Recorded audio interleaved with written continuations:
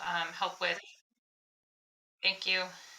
Um, to help with in family and community engagement. So I would love feedback on this, but my idea is that we take a moment to ground in space here, and then we let Vivian take it away and get to do BLT work and the family engagement. And if we have time at the end, we can circle back to get to know each other a little bit more. How does that sound to folks? I think Thumbs that's up, thumbs down. Okay. All right. Sabrina, are you available to ground us for a moment? Yeah, I can. I would also like to ask that as people put their names and who they are in the chat, if they could also think of one word of gratitude or one thing that brings them joy that's happened. Either way, I think they both do the same to the body and the brain and the spirit. So I'm going to have everyone ground in. If you're sitting down, have your feet planted on the floor. Get the distractions away from you for just a minute and just come in rhythm with your own breath. Just take a few minutes to get in rhythm with your own breath. Ground in. Might want to shake your arms, just shake it out, whatever was going on right before you got here to ground us together in this space. I want us to do 3 cleansing breaths.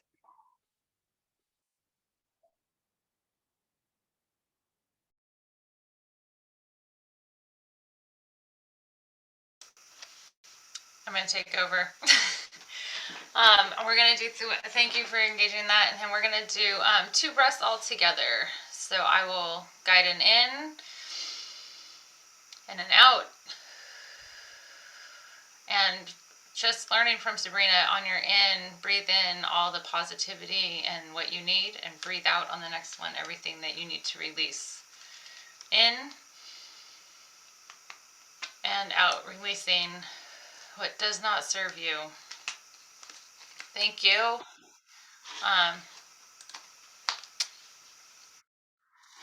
Thanks all for participating in that.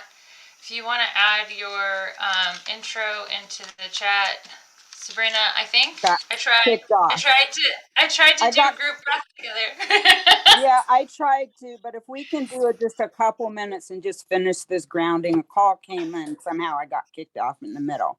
But I do think that if we just do this, it's really important for us to receive all the goodness of what Vivian has to offer and all the time and energy she took to put it together. So we're going to breathe in all the goodness, and we're going to breathe out all the stuff that's not serving us, mind, body, or spirit.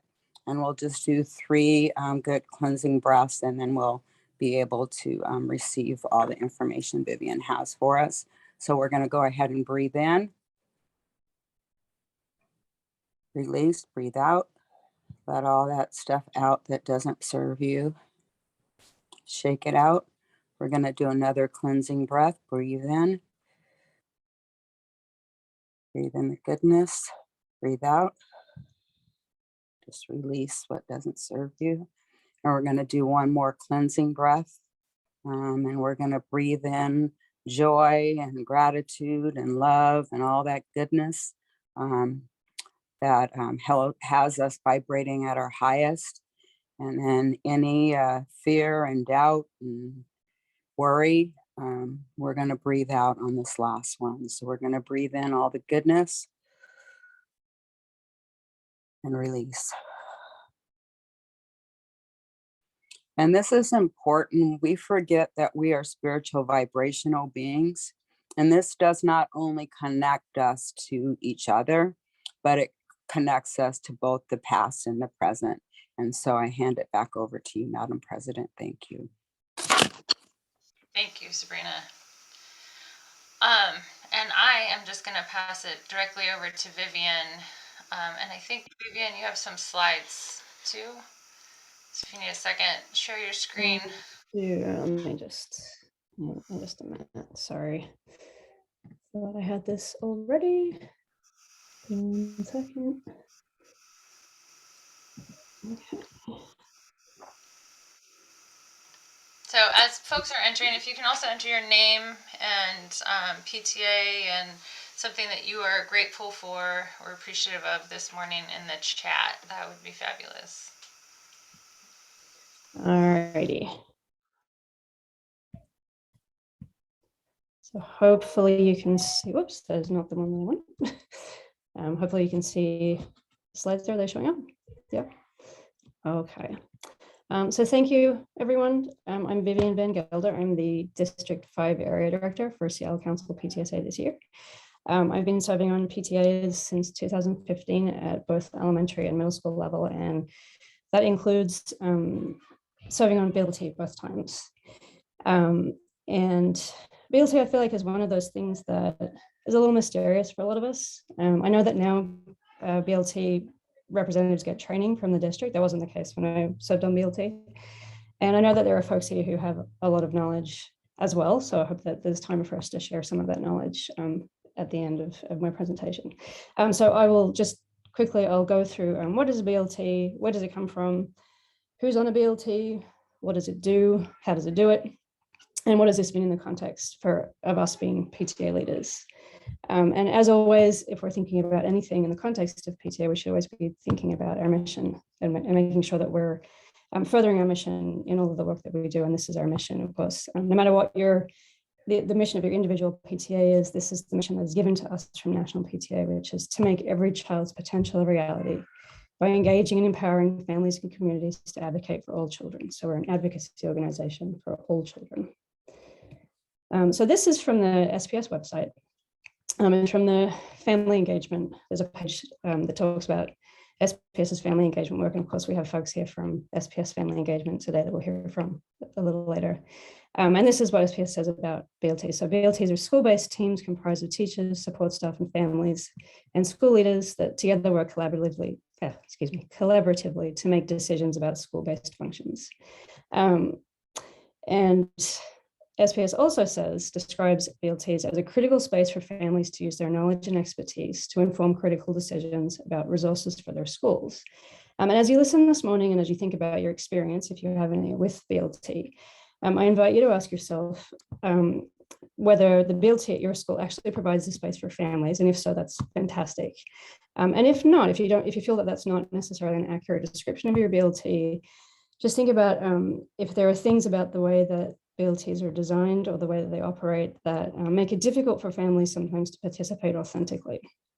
And along those lines, if there are such things, as PTAs and as an advocacy organization, are there things that we might want to advocate for to make this a space for authentic collaboration with families, if it isn't so already?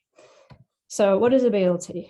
There are lots of states and districts across our country that have laws and policies that specifically and explicitly set out collaborative decision-making structures for schools. So for example, in California, they have a statewide law that requires specific types of collaborative decision-making bodies in schools that include parents as well as staff or family representatives. Utah, Ohio, and Texas are other examples. New York City public schools and Chicago public schools also have these structures. In Washington, we don't have a law requiring collaborative school-based decision-making teams. And in Seattle public schools, there's no school board policy that requires this body to exist. It's actually a creation of the collective bargaining agreement between Seattle Public Schools and Seattle Education Association. It's not the same as a site council, so you can have those two bodies in the same school. They have different functions. And because this is a structure that comes just from the collective bargaining agreement, it's primarily a labor-focused mechanism. It's a mechanism for supporting workplace democracy and ensuring that union represented staff have a say in their own working conditions, which is a good thing. However, it's not specifically or essentially designed to be a family engagement mechanism. And I think that that'll become clear in the next few slides. And you don't need to take my word for this. You can actually read the CBA, the collective bargaining agreement, online, and I'll put a link in the chat at the end so you can take a look at that. So this is from the CBA, this is the language that creates BLT. So for the purposes of collaborative site-based decision-making, each school must form a building leadership team. Okay, so who needs to be on a BLT according to the collective bargaining agreement? So in Article 2, Section A, which is where you can find the language that establishes BLTs, it says that BLTs must include at least the principal and at least 5 elected SEA represented staff, so SEA being the teachers union. And at least one of those must be classified staff. So this would be folks like admin secretaries or assistants or IAs, folks like that. So this is part of a pretty extensively detailed section about staff representation. It goes on in this vein for a while. And then it says that to the extent possible, BLT should reflect the racial and ethnic diversity of school staff and community. Then sets out that BLT has to be selected by a process that's supported by the SEA representing staff at the school, and that the structure will be reviewed with the staff each year. And then there's a whole lot more. And then about 2 pages over, there's this section which says that the BLT shall include parent or family members, students, and community reps as appropriate. And there is a mention for PTA. A PTA, the BLT is not required to include PTA representatives, but there's this states that BLTs can seek input from PTAs as appropriate, but they're not necessarily going to be represented on BLT. So this is in contrast with a lot of laws and policies in other states and cities that actually set out exactly how many family members must be on a BLT, and how in many cities the parent or family representation is required to be more than the staff representation. So these bodies serve very different purposes, or they're not always exactly the same, they're not necessarily analogous, but there are other cities and states that set out very clearly how many family representatives must be on this kind of body, and we don't have that here. So we can see that because of where this comes from, and because it is primarily intended to be a labor mechanism and not necessarily an engagement mechanism, a couple of other things that stand out are that, as you see here, that only staff get to review the selection process and the structure of BLT. And BLT is a stipended position for staff who are on it. So there is a stipend included in each school's budget so that any staff member who serves on BLT will be paid for their time, which is appropriate, of course. But there's no similar stipend available for family participants. In my experience, the meetings are usually scheduled to happen right after school ends. So if you're a family member in elementary school, those meetings often start around 2:45. At middle school and high school level, around 4 o'clock. So that makes it tough for a lot of families to be part of those meetings, because if you're working, you're not necessarily available at 2:45 or 4 p.m.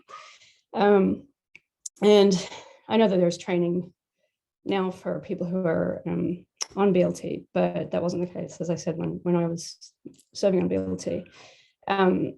And in a lot of these meetings, I've found that there's a lot of edu-speak and kind of educational jargon that family members don't necessarily know. And sometimes folks will slow down and explain it to you, and they're usually pretty good about that. But you're in a room with folks who are all speaking the same language in that sense.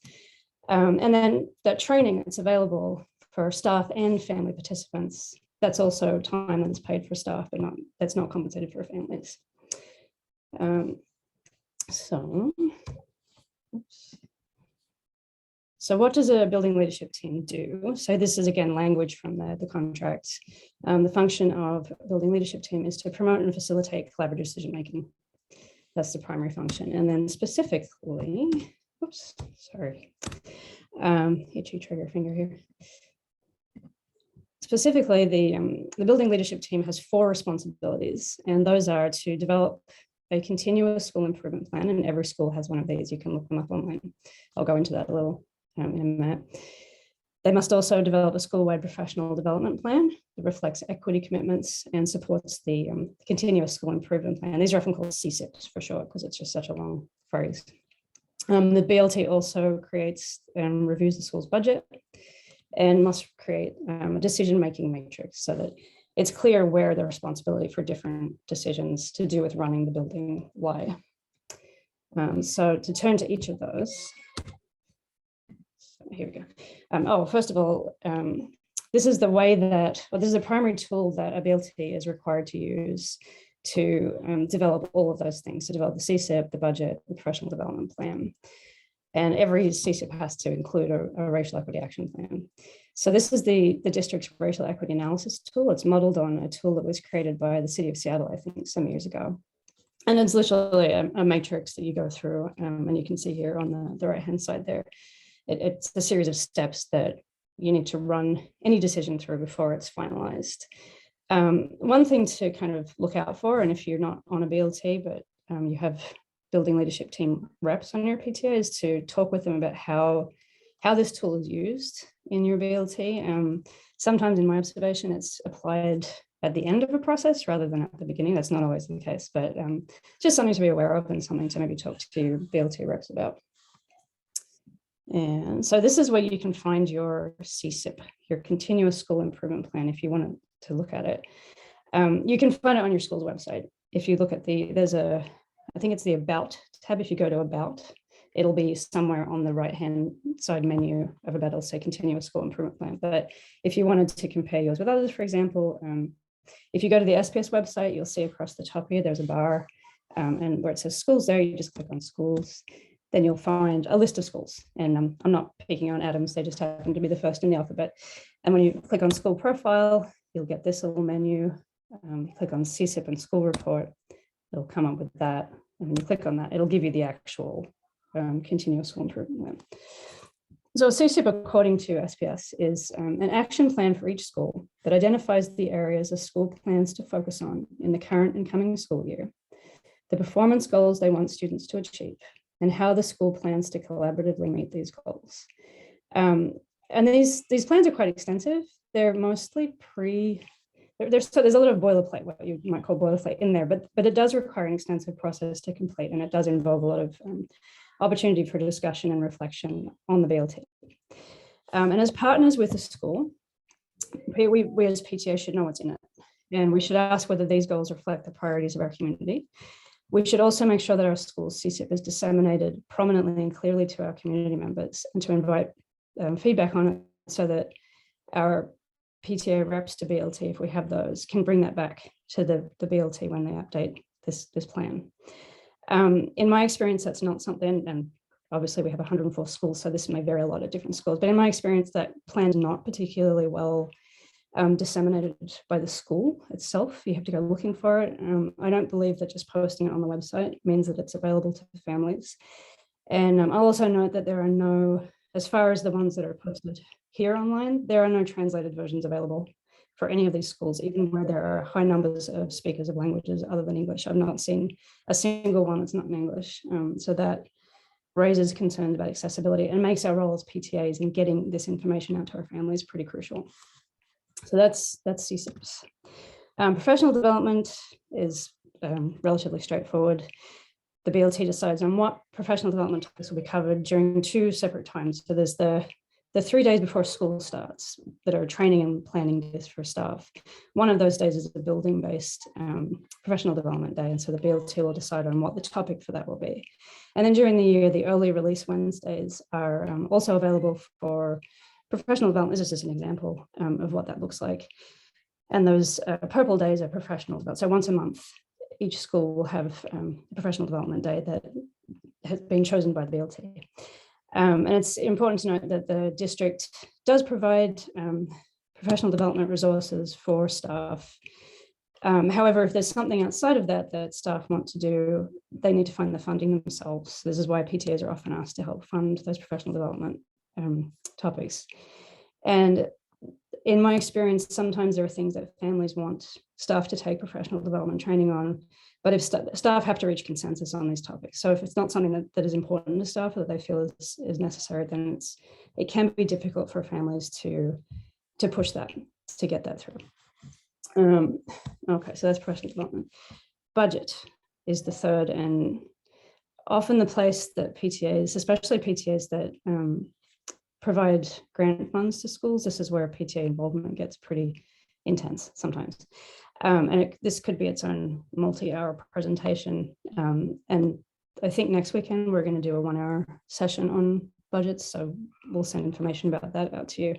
We're coming up on budget month, so March is budget month, and on Monday, this coming Monday, principals will get their budget allocations. This is what they look like. So this is for this year, but last year. So principals will get this document that shows what their schools will be allocated for next year, for the next school year. And the BLT has to work together and reach consensus on how to allocate the parts of this budget that can be moved around. And there are not many.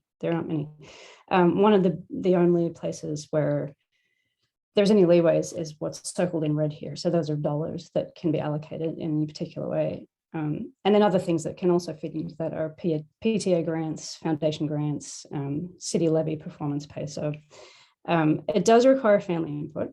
The principal has to submit a document called a statement of assurance to the district, and it requires them to certify that staff have been involved in making the budget and also that families have been involved.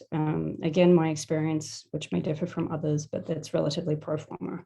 As long as there's a family representative in the room at some point, they'll consider that good. And the budget must be approved by a 2/3 majority of all of the SEA represented staff in the building. So the BLT doesn't have final decision-making power on the budget. It has to be approved by all of the staff. And providing, so some of our PTAs do provide staffing grants for schools. That practice is problematic for a number of reasons, but that's also a whole other topic. But if your PTA is unsure whether to approve a specific BLT grant request or not, remember that at a minimum it must comply with the PTA mission. And there's actually an article by the delightful name of Is Your PTA an ATM for Your School that comes from our national PTA that provides some guidance for us on this question. And I'll also put the link to that article at the end. And so the last of those 4 responsibilities of a BLT is to create a decision-making matrix. Again, this is just an example of what that could look like. It tells you which decisions belong to whom. And you'll note that there is actually a column in this one for a PTSA. Probably a good idea to ask for the matrix that exists at your school and just see what's designated a PTA and what's not. So finally, our national and state PTA have made resolutions on the issue of collaborative site-based decision-making and family participation in that. Our national PTA wants us to advocate for the inclusion of meaningful family participation in collaborative site-based decision-making structures. So they have this resolution from 1992. We also have one from our state PTA, and again, I'll put the links for these in the chat. As I mentioned, we don't have a law in Washington state that creates these bodies and requires them to exist. Senator Hasegawa, the 11th legislative district, so that includes a little sliver of South Seattle, did submit a bill this year. It was Senate Bill 5536 relating to a collaborative school-based governance model, and I'll also link to that for you. It didn't make it out of committee this year, but it may come back in the future. And as I said, this particular body that we have, the BLT, is a creature of the collective bargaining agreement. This year is a bargaining year, so there will be a new agreement between SEA and SPS. So there may be room for advocacy around this if folks feel strongly about it, but I will put all those links in the chat, and that is all I have. Thank you. Sabrina, did you have a question, comment? You're muted. I have a few comments, just more history to give real quickly. So on BLT, it was 2016 under my presidency. We'd done a shared governance since Lauren McGuire's presidency in February. And in 2016, we brought in Dr. Scarlett to share the BLT information along with the shared governance. And at that time, there had not been any BLT training for 16 years prior to. And she was the one who started the BLT training. The other thing that I think it's really important to say about your CSIPs, your family engagement and working with your budget, you should not be doing it unless you're aligning it to your continuous school improvement plan. This continuous school improvement plan is something that every school must submit to OSPI. So it's more one of those documents. And so that's why you don't see it translated. And it's a living document. The last thing that I want to say is often on these CSIPs, there a lot of language, but look to see if you see it in action in your building. And lastly, I want to say there has been students on BLTs. Garfield did have a strong motto, and not only families. I just want to say it's important for that student voice to be on BLTs. And so as we're advocating, I think we need to advocate for students as well. And I really want to thank you, Vivian, for all the great information. It's really important.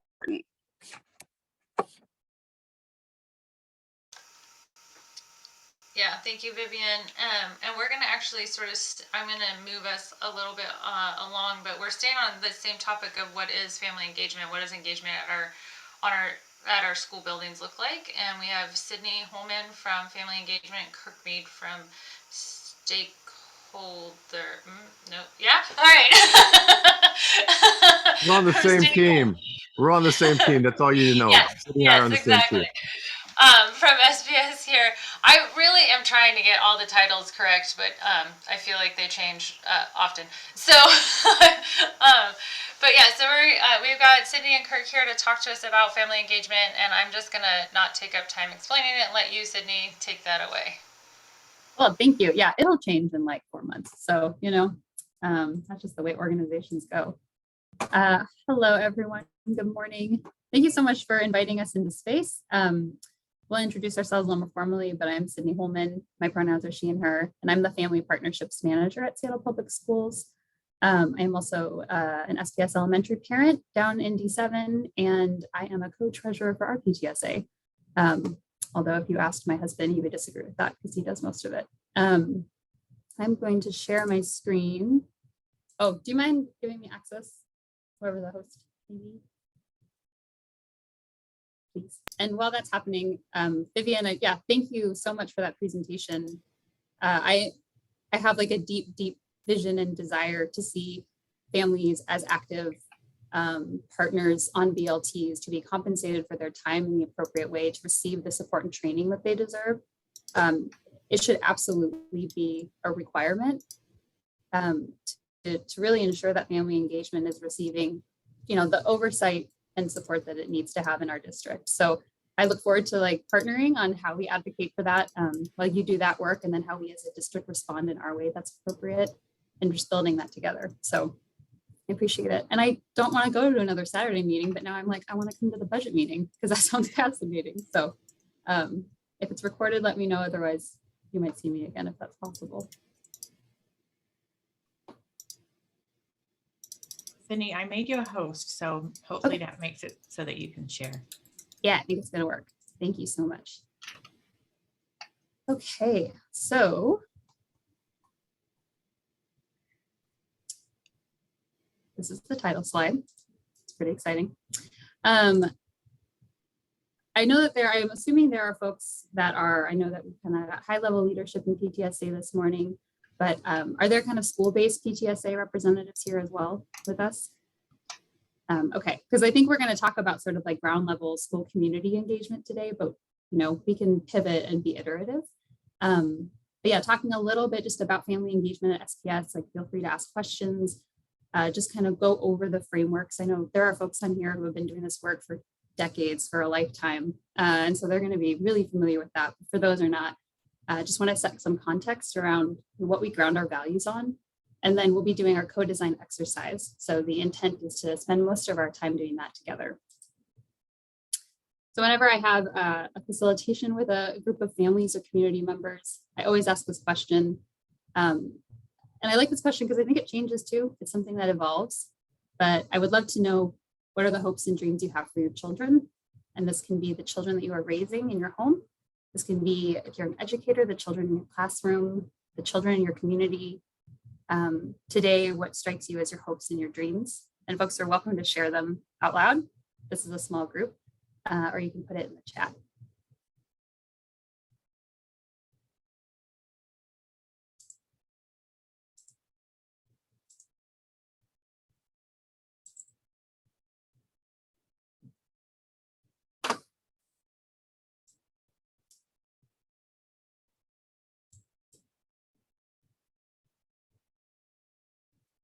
Look how quickly you are answering this question. That is a testament.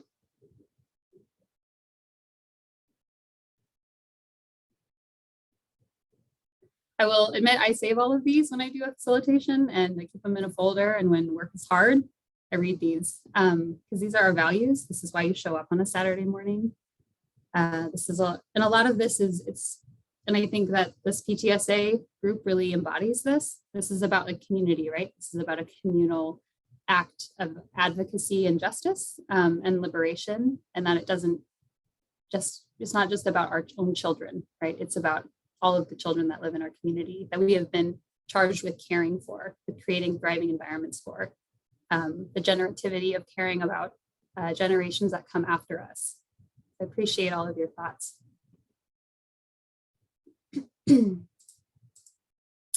So family engagement and partnership at Seattle Public Schools, we define this as the process we use to build authentic partnerships with our families between school and home.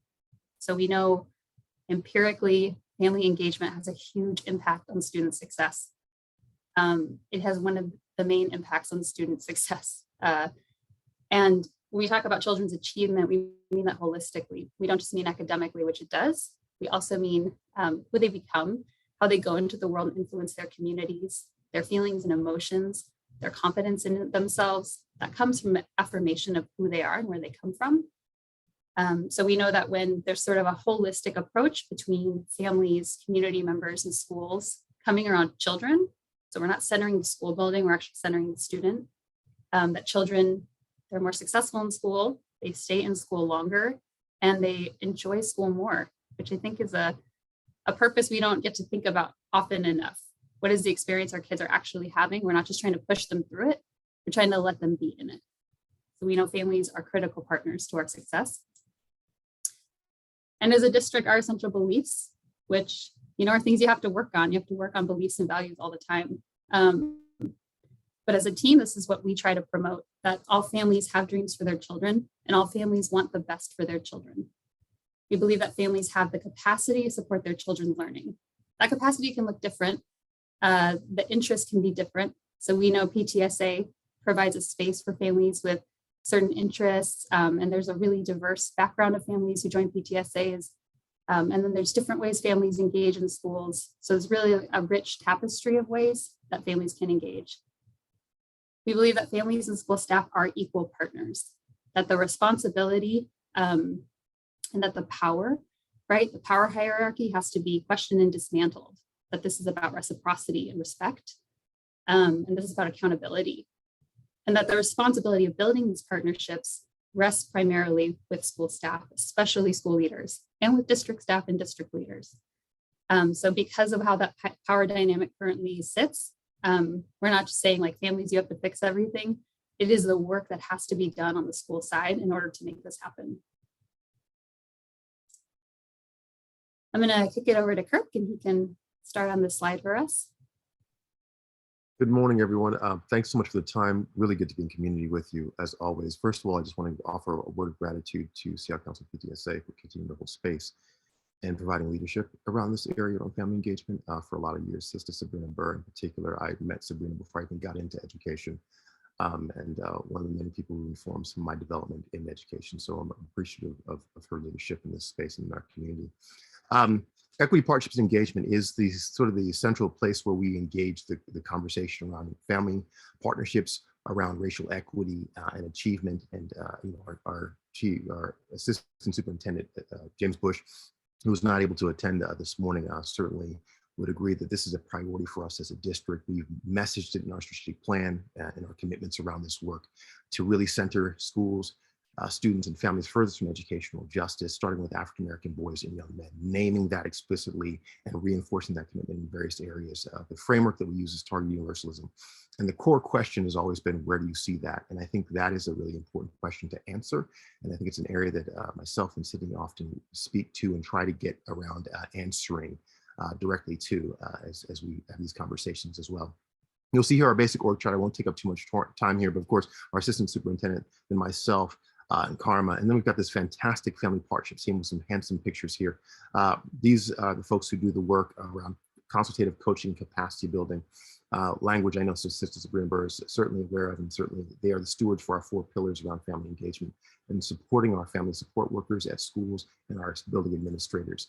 Central to their work is the relationship with directors of schools as well, and our director of school, Mike Starosky, as well as Dr. Consi Pedroza, who is chief of schools. So wanted to make that note for you as well. These are folks who are in a collaborative and support role. So no direct services come out of this group per se, but they support direct services in a robust and rigorous way, specifically through the promotion and advocacy of the 4 pillars that center and centralize the consideration of our families, most importantly, and of course, based on our commitment to our families first, education, justice, and our African American boys and men.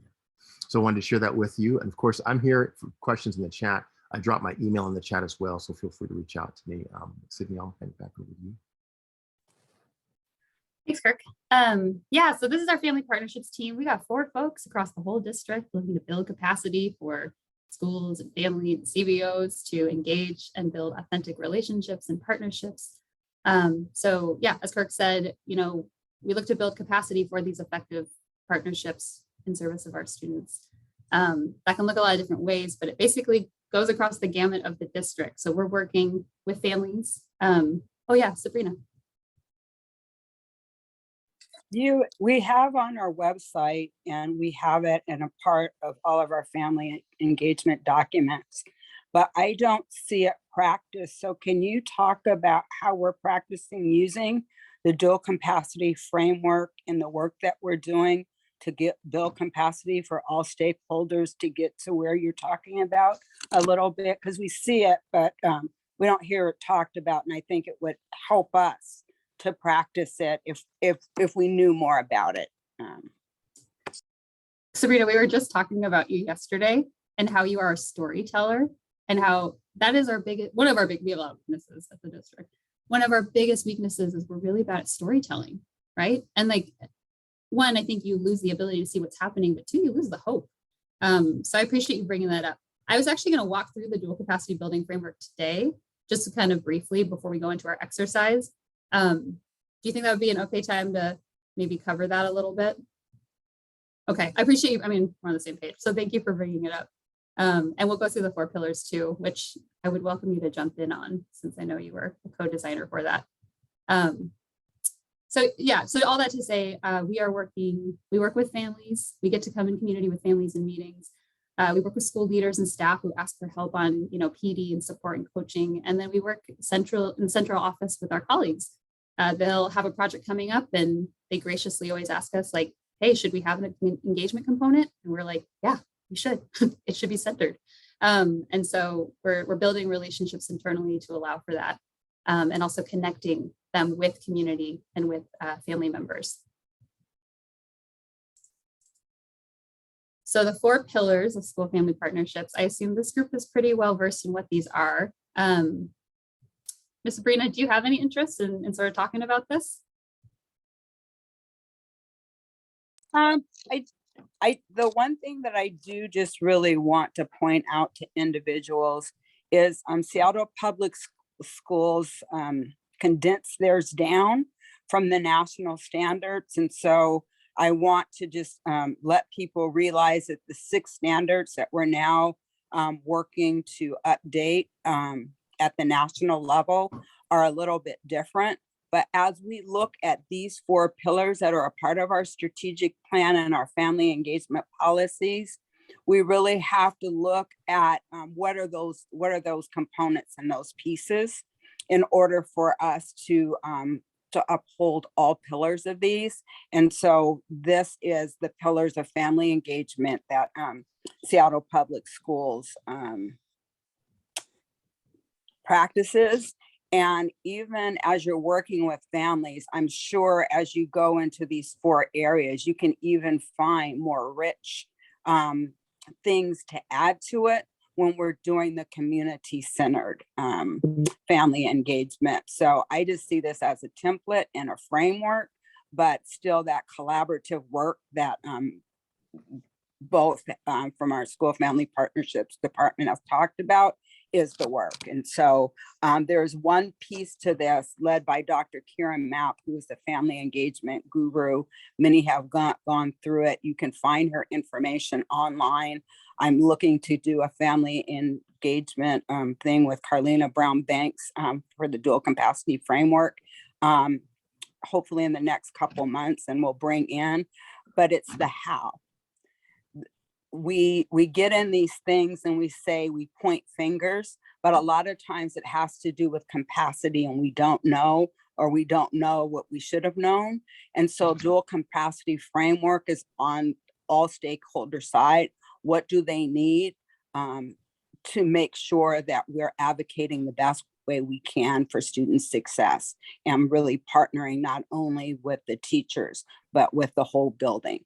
And so I hope I've said that. And thank you, Vivian. I see that you put it in the chat. Thank you so much. It's so exciting to be like with someone who has helped author something, right? And so you get to see like where it was cultivated. And one reason I love the 4 pillars, one, I just agree with it as a practitioner, but 2, like it came from community, right? So that's what's powerful. This is what community said, like, this is what we ground our work in. When we're not sure how to move forward in engagement, we go to this, like we ask ourselves these questions. Are we sharing power and responsibility? Our environment's welcoming. Like, and I think like that word, I've been just kind of meditating on it lately, because I think it's a simplistic term, but what it means to belong is what we're talking about. And what that means in a pandemic is very different.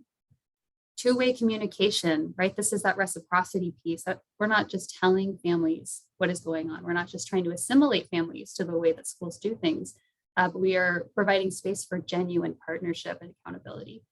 And then facilitating respectful interactions. You know, part of that is just treating people as humans, responding to people when they ask questions, believing in the capacity of families to know that, like, what data is, how to use it to help their children and their goals. We have evidence that is really useful. That's a useful tactic for educators. So we encourage them to sort of share their professionalism a little bit, and to know that opening that door makes a big difference.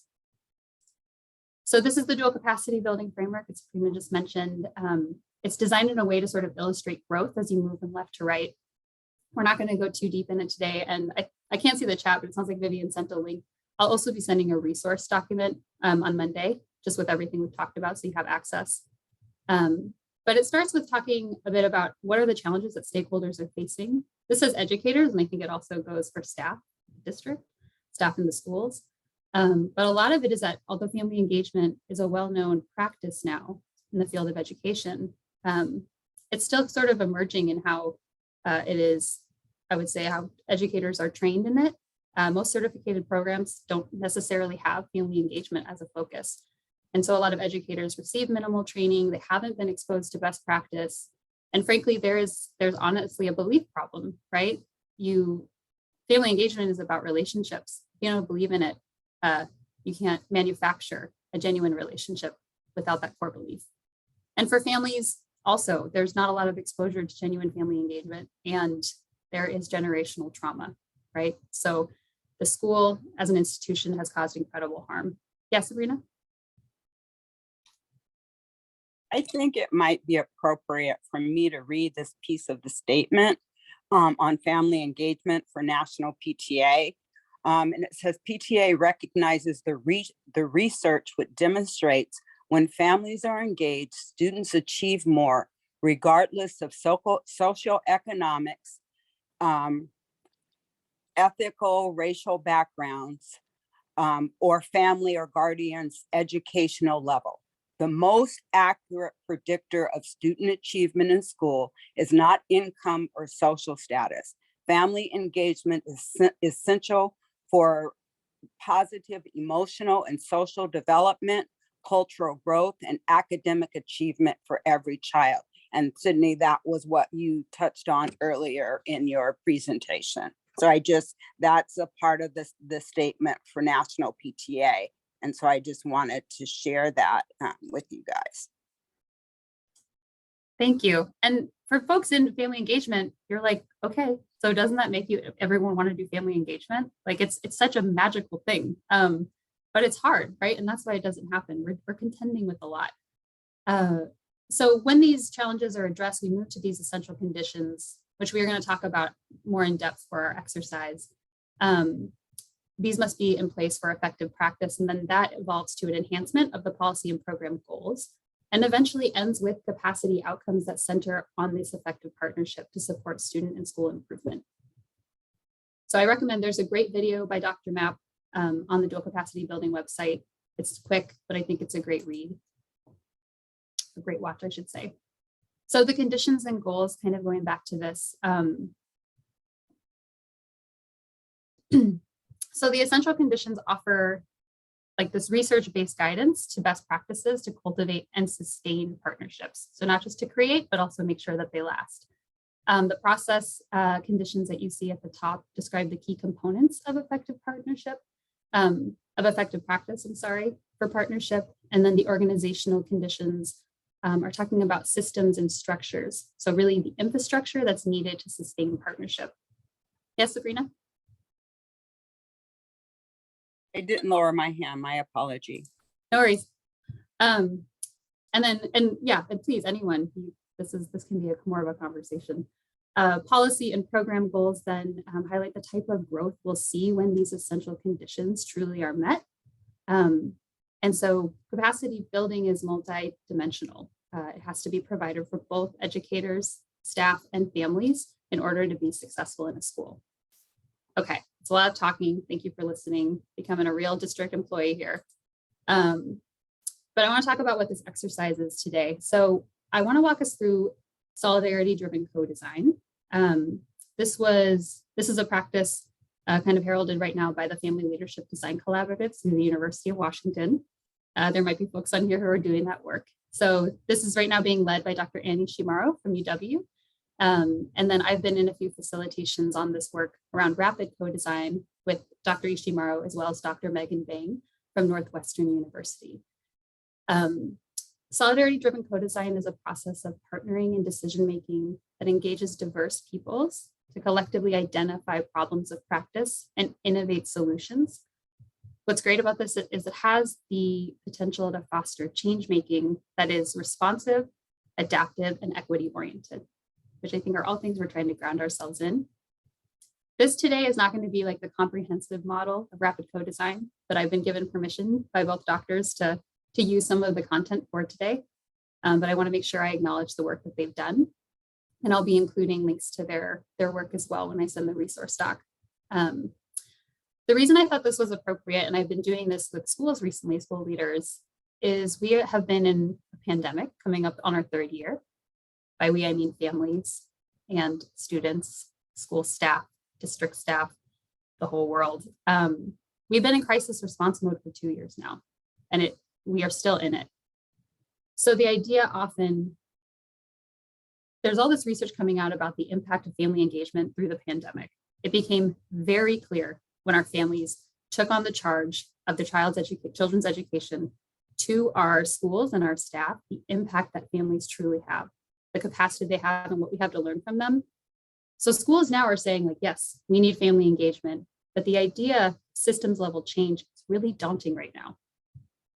Part of the reason I love working with families is I think that this theory of change around systems level transformation is very much understood, but families are also really pragmatic, right? You're the beneficiaries of a system. So you have a perspective on what doesn't work in a really specific way. So rapid co-design really focuses on what can we do every day? What can we change in this moment? Looking at every day around the routine things that tend to perpetuate inequities in our schools. And Dr. Ishimaro says there's dignity of the routine things as potential sites for intervention. It's really important to think big and systemically, and it's also really important to think granularly. And it made me think about this morning, actually, and maybe folks are reading this or have, but Adrienne Marie Brown's work on Emergent Strategy, which is premised on the idea that strategies for building complex patterns and systems of change through relatively small interactions can lead to transformative scale. So co-design really models this granular and critical lens to our value-specific goals.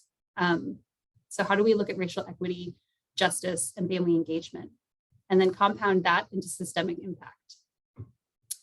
And then most importantly, And Sabrina touched on this, like it is predicated on our ability to be relational with one another, right? Is our ability to be human with one another in this time. This work cannot happen without that. So as we continue to build mutual trust and respect, that is how that happens. Okay, so I know we're running out of time. Essentially, I created 4 topics. Oh, yes, June? Oh, yeah, I was going to say, because the thing is about family engagement too, is that also like there is a lack of imagination from the parenting community that's happening. And so having all these like culturally responsive teaching and practices, it's like, I know that in our school communities on the north end, people still predicate their experience on the culture of punishment. And so that disconnect is happening because they can't see what's happening in the building. And so now in my building, there's like a whole movement to oust our principal and to oust certain teachers because they are not in line with the old ways. And I'm like, this is not how the district is moving. And so I struggle with this too. And how do we build family engagement when we can't even be in the buildings right now? Yep, we're going to talk about that because that's huge right now, right? Yeah, and safety looks like different things for different people, and our kids are in trauma, right? So Yep. you know what, like 60% of hip complaints going up. It's like this is not unusual to our building. Mm-hmm. It's happening across the world. So there is a huge lack of engagement and lack of imagination in the world. Yeah, I love the word imagination, right? Like that's the word used in abolition. Like, and the idea that not one person has to have the answers, like you have to do it in community. But then how do you gather community to do that is really the question, particularly when I think we're all traumatized, right? Particularly our kids.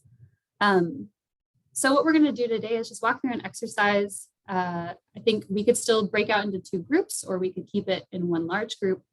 But the first part is social dreaming. So you're going to think about the needs of the moment in your school communities and respond to what you hope to create in the future, right? So you kind of start large in this first step. We're going to look at like, what is a process or a practice? So I'll give you an example. I was working with a school and they said communication is our problem, which is probably true. And I think a lot of us agree with that. That's a really big word though. What does that mean? So then they kind of pared it down. Well, how we talk about absences with families, how educators talking to absences with families is bad. Okay, why is that? Well, educators don't feel comfortable calling families when their students are absent so much. Okay, why is that? Well, because it's the first call that they've had with that family that year. So you have 2 options then. You can look at how we train educators to call families and to have human connection. They had asked for a script and the school said no. Like you should know how to call a family, reach out and see how they're doing, talk about the student. Or we can even go further and say, what is the connection at the beginning of the year? Why is there not a relationship built? And how do we focus on maybe building that through a home visit or another necessary means? So if you look at this, you'll kind of pick a practice or process that is on your mind or on your school's mind specifically. So June, like building family networks. How can we bring families together right now? Please share like with one another, like what you're doing. I think de-siloing our practice and talking to one another at the school level is really helpful. Understanding how certain schools did things. And then once you have your process or practice identified, looking back means understanding the history of that practice or lack thereof. Have you never been able to employ this practice and why? Did you maybe have an administrator who wasn't supportive? Was there funding that was an issue? Have you been doing it for a while, but you know that you just need to pivot the practice to be more engaging with families? Understanding the history, which they talk about is the roots of the plant, will get you to the process conditions, which are our branches, right? So what are the process conditions that may exist already, this process or practice? What are the ones we want to move to? And when we open this deck, I'll send you all a link to it. You'll see that these will all be listed on the second slide. And then what are the policy and program goals we've achieved? So this is the fruit that we're going to bear. And then what's the next step outside of this? Because again, this is not up to you to just figure out. How do you do this in community? How do you walk away today and say, okay, next week, we like my PTSA group or whoever I meet with, this is the next thing we can do. So I know we don't have a ton of time, but let me send the link to everyone. And are there any questions off the bat? I'll let you open the link because that might make it a little easier to visualize. Did you want me to create breakout rooms or just? Yeah, well, let's talk as a group. So it looks like we could do 2 breakout groups, which would be a good number for folks to talk to one another. Does that sound? And then you can kind of pick a topic that's of interest. So maybe I'll just randomly assign groups and then I'll move it around so that Kirk is in one and you're in the other. That'd be great. And I see Assistant Superintendent Bush here as well. Okay. Okay. James, we moved a little quickly today. Do you want to introduce yourself real quick? And then you can be in a room as well. I would love to be in a room. So, and I don't want to slow down, so I had some other stuff I'm going to talk about, but I'm the Assistant in Equity, Partnerships, and Engagement. So what that means to you all is I work with Kirk in supporting our stakeholder and family engagement in Sydney in their leadership in this space. I also support the work that our DREA team, our Department of Racial Equity and Advancement, does that should, as much as we can, be super incorporated into this work, and our work with community partnerships. So I've been in space with a few of you all on random after-school activities. My team, Rivka Burstein-Stern, is our Director of Community Partnerships, and some of the work that's happening in the buildings between the PTSA and other CBOs that are happening in the building is managed by that team. And I'm not sure if we covered any of the other stuff, Sydney, that we had. I don't want to repeat anything that we maybe talked about earlier. In my role, I'm also a partner with a peer, like in the same division, Engagement Excellence, is Bev, forgetting Bev Redmond, and she works with you all in getting all the information out for School Beat. So me, Sydney, and Kirk work really closely with Bev in public affairs and getting the word out when we have changes in our system. So being able to be in coordination and partnership with you all is critical, and working with Aaron in the PTSA board as we kind of design and kind of inform folks about kind of those hot issues that communities want to learn about and know about. That is my role in kind of the space, and kind of making sure that we get the information out and collaborate with peers across my system. And Sydney and Aaron, I'm sorry, I just did lightning rounds. I don't want to take away from this important part of the dialogue. Thank you, everybody. Happy to be here. Happy Saturday.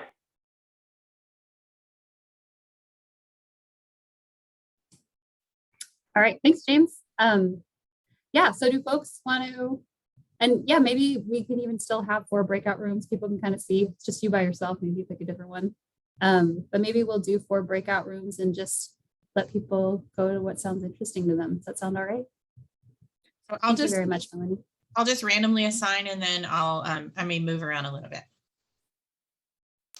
I think, Melanie, if you want, I can do it because I have it set up by, we didn't pre-talk about this, sorry, but each one of those 4 areas that Sydney was just talking about, and then folks can select their own. Oh, room. okay. You want me to, so how much time do you want on it, Sydney? I guess we don't have that much time, but let's start with 10 minutes. Sorry, y'all. I wish we had more time. But we can always come back and do this, or please take this practice to your PTSAs and try it out, and call me if you want any partnership without partnership. Okay. I have it set for 9 because it does the countdown. And then you can pick which room you want to go to. And if you're all by yourself in a room, give it a minute for people to choose. But if you're all by yourself, you can come back and rejoin a different group if you want. So hopefully this will work.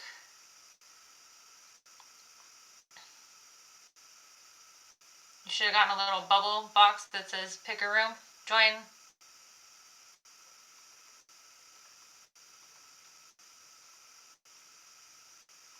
All right, I see people starting to move, so hopefully this is working. Oh yeah, you just have to scroll down to the bottom of the list if people don't see that to see the rooms. Because the top of the list is all of our names. Right. You got to scroll down and join. Aaron, I'm just holding back to see if there's any holdovers to maybe plug in wherever Kirk and Sydney are at. Sounds good. I feel like leveraging tech is so sad. No one's going there. Nobody wants. Kirk. Kirk's all by himself there. So I can go hang out with Vivian. I'll go hang out with Vivian and linking engagement to learning. Great. You also, and Aaron, sorry that I was late. I didn't catch the audible. You are all good. You are all good. We had a rocky start, so it ended. worked out fine. Okay, I'll see you in a second. Okay.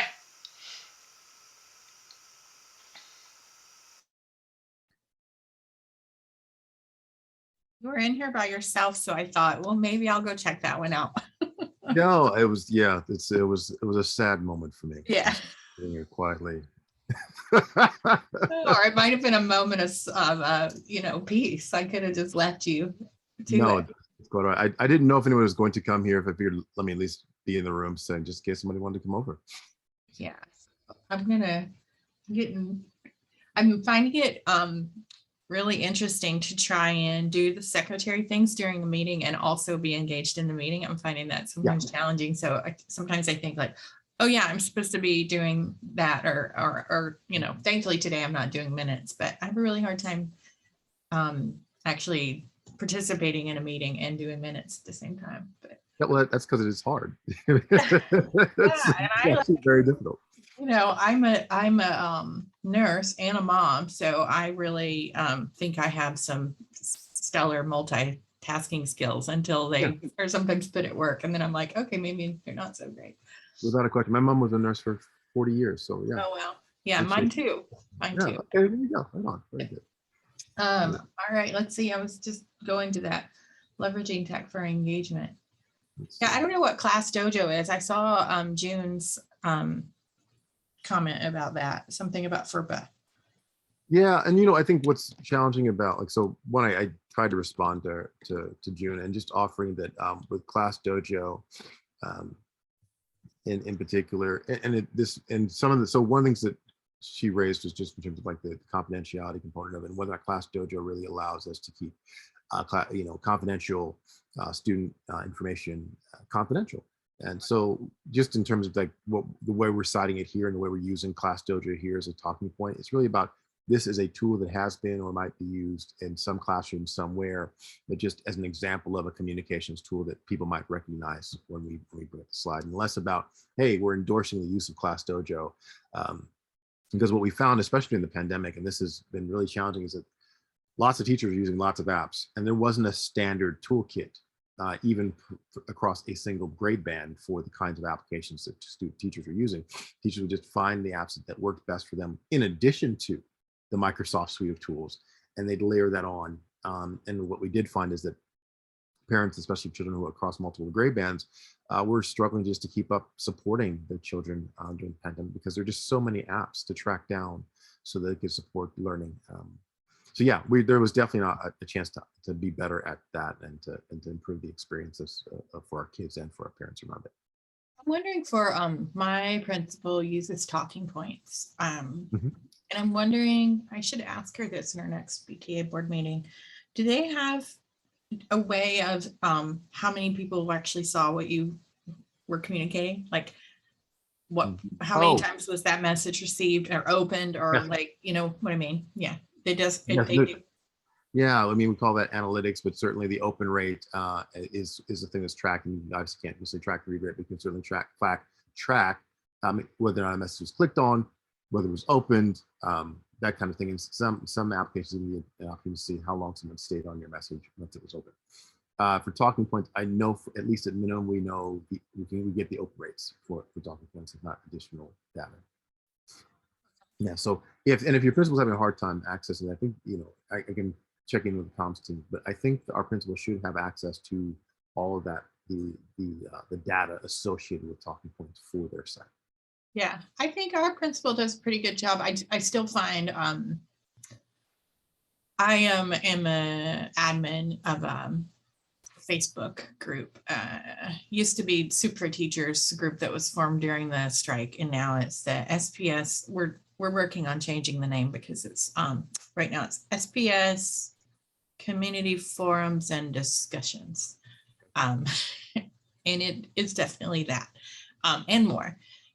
Right now we have it on post approval only because it can get heated at times, and a lot of people tend to suck the air out of the room with their own individual issue about their own individual child. So we do have like some specific group rules, and we can't call out specific people or things like that.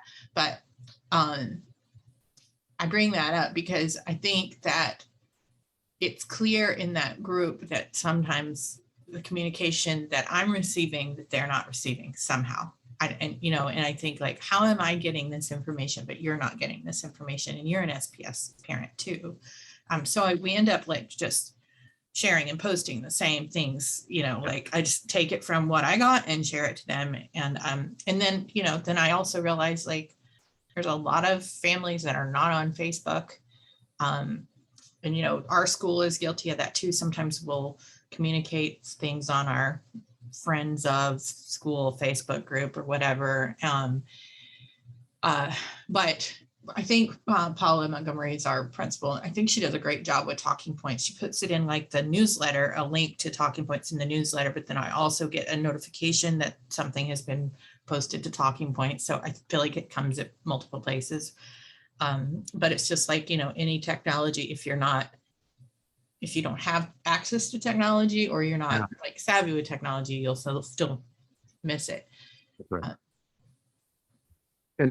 And you know what, I think what's happened here is a couple of things just to note on the back end of it. So the district leaves much of the parent to school communications directly to building administrators, right? So when we think about what is the standard sort of template or the standard type of messaging that should be happening across 105 schools, that's not going to be consistent from site to site, from grade band to grade, right? It's just not, because that's primarily up to that specific administrator, and the kinds of messaging that happens within that school community is going to be particular and ideally culturally adapted and responsive to the school community there, right?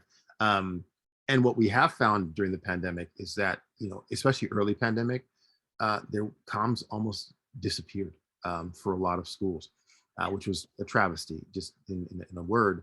And we did what we did in early to mid pandemic. It's weird that early to mid pandemic, so weird, right? We tried to centralize a lot of the comms. So our John Stanford team, comms team, was actually creating the communications and sending it out, district wide. And what we wanted to do was get back to the more decentralized approach and get the power back into the hands of the folks who knew the school communities best. So handing the reins to the communications component back over to our building leaders was critical to that. But what that meant was you then began to get another, we fall back to an inconsistency either in messaging, content, or in cadence, or whatever it is. And we have to resolve that. But I think that's part of a byproduct of having 105 messengers, right, across 105 sites, as opposed to a central space for which all communication gets messaged out. Thank you for that. Okay, it looks like we are supposed to leave our breakout room and go back to the main room now. Sounds good.